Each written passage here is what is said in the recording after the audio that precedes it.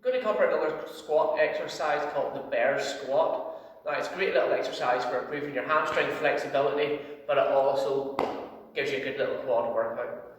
So it depends on your flexibility as to how far apart your legs are going to be, but I would recommend having a nice neutral stance. So feet under hips, feet pointing forward, that's a nice neutral stance. If you need to, you can stand like this, feet a little bit turned out, a little bit wider than shoulder width, that's absolutely fine. So to begin with, all we're going to do is squat down as normal, as low as you can go, so if here, that's fine as well.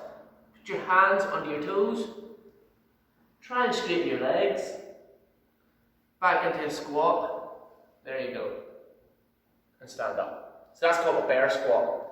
So we'll do 3.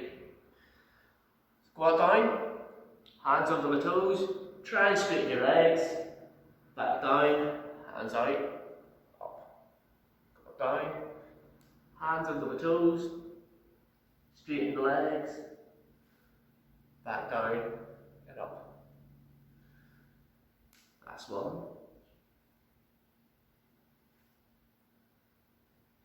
So we'll do that from the side just so you can see it from the side. We'll do 3 more. But it's a great little exercise to say for helping you build a little bit of hamstring flexibility. Especially if you do a lot of cycling, things like that. It's a great little exercise for cyclists. So, squat down, hands under the toes, straighten your legs, back down, stand up. Hands on the toes, straighten the legs, down, up, and last one.